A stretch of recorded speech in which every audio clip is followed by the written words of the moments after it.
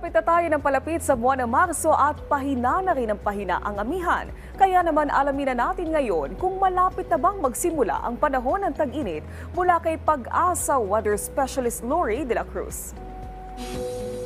Magandang araw sa lahat ng ating mga kababayan. Ispelis pa rin ang nakaka-apekto sa silangang bahagi ng bansa at natutulot ito ng mga pag-ulan at pagkulog sa Caraga at Southern Leyte. Kaya saan man ang lakad natin mga kababayan doon, huwag kong kalimutang magdala ng payong.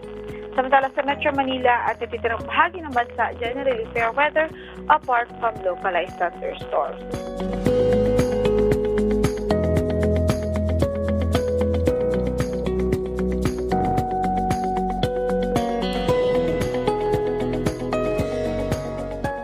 Nga po ay easterlies ang dominating na weather system sa bansa. By weekend, inaasahan natin posible pa rin magkaroon ng panibagong surge ang amihan o northeast monsoon. And then sa atin pong pagtaya, posible po o may posibilidad na hanggang second week ng March ay nasa transition period na po tayo.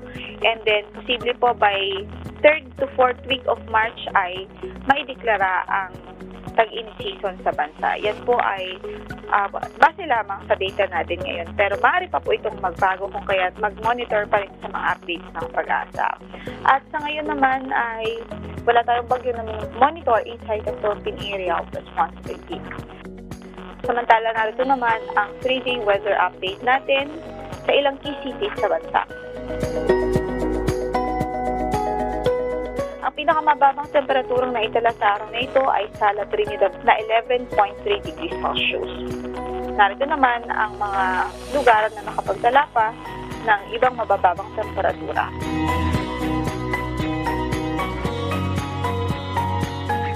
At narito naman ang update natin sa mga lagay ng ating dam.